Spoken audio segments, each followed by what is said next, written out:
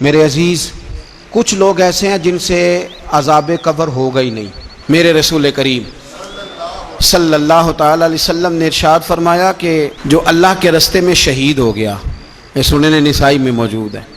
اسے عذاب قبر نہیں ہوگا، بلکہ ایک حدیث میں تو فرمایا حساب کتاب ہی نہیں ہوگا، اللہ بغیر سوال جواب کے جنت عطا فرما دے۔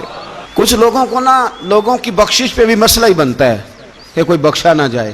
اور ایک صاحب کہہ رہے تھے جی یہ کیا معاملہ ہے کہ جمعے کو بندہ مر گیا یا فلانا ہو گیا تو اس سے حساب کتاب نہیں ہوگا، اتنے بڑے جرم لوگوں نے اتنے پاپ، اور جمعے کو مر گیا تو بخشا جائے گا۔ تو میں نے کہا جرموں کا بھی اسے حساب اللہ لے لے گا، لیکن میاں حساب کتاب کی ڈیوٹی نہ اللہ کی ہے تو بہتر یہ ہے کہ اسی کے ہاتھ میں رہے، تو نہ اپنے ہاتھ میں لینے کی کوشش کر۔ سنن ترمذی کی حدیث۔ ہمیں پتہ نہیں کیا مصیبت ہے، ہمیں پتہ نہیں کیا مسئلہ ہے۔ ایک جنازے سے میں نکلا، آپ یقین کریں کبھی کبھی کلیجہ پھٹ جاتا ہے۔ میں ایک جنازے سے نکلا تو میرے ساتھ ایک بندہ جنازہ پڑھ کے نکلا تو کہنے لگا جی پیر صاحب دیکھیں آج کتنی دنیا آئی ہے، حالانکہ یہ بندہ اس طرح کا تھا، اس طرح کا تھا، اس طرح کا تھا۔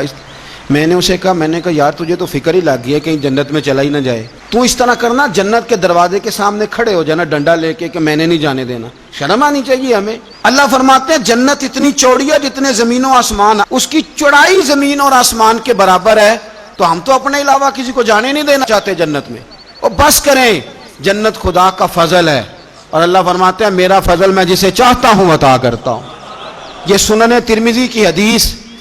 اور اس کے راوی حضرت عبداللہ ابن عمر رضی اللہ تعالیٰ عنہ، نبی پاک علیہ السلام نے فرمایا جو مسلمان جمعے کے دن یا جمعے کی رات کو فوت ہو اس کو اللہ تعالیٰ قبر کی آزمائش سے محفوظ رکھتا ہے۔ جو جمعے کی رات فوت ہو جائے یا جمعے والے، یعنی جمعے رات اور جمعے کی درمیانی رات چلا جائے یا جمعے والے، تو اللہ اسے عذاب قبر سے، تو میرے عزیز جو بندہ شہید ہو اس سے عذاب قبر نہیں ہوتا، جو آدمی جمعے کے دن یا جمعے کی رات چلا جائے اسے بھی عذاب قبر نہیں ہوتا۔ اور میرے رسول کریم صلی اللہ تعالیٰ علیہ وسلم نے فرمایا جو بندہ ایک دن اور ایک رات،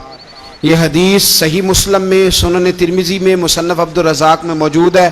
ایک دن اور ایک رات اللہ کی رضا کے لیے اسلامی سرحد پہ پہرا دے۔ میں اور آپ سوئے ہوئے ہیں،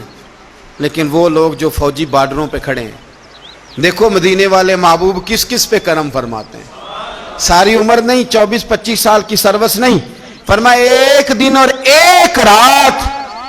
اللہ کی رضا کے لیے جو اسلامی سرحد پر پہرا دے، مسلمانوں کو کافروں سے بچائے،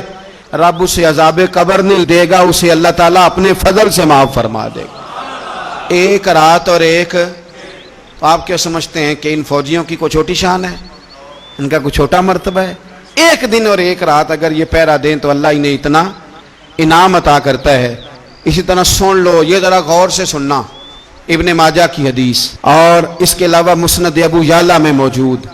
حدیث کے راوی حضرت ابو ہریرہ رضی اللہ تعالی عنہ،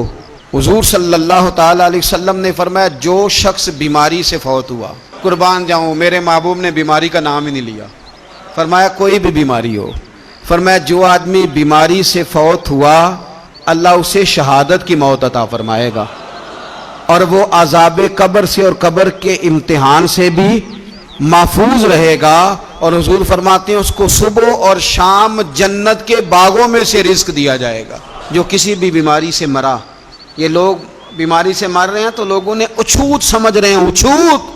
یہ اچھوت نہیں ہے، اس لیے کہ لوارث نہیں، یہ خدا رسول کے ماننے والے ہیں، تم انہیں اچھوت کہہ رہے ہو اور مدینے والے رسول انہیں شہید فرما رہے ہیں۔ حضور نے فرمایا جو بیماری سے مرے شہید ہے، وہ قبر کے عذاب سے محفوظ رہے گا اور جنت کے باغوں میں سے اللہ رزق دے گا۔ لوگ کہتے ہیں دیکھو جی بڑا تانگ ہو کے دنیا سے گیا ہے،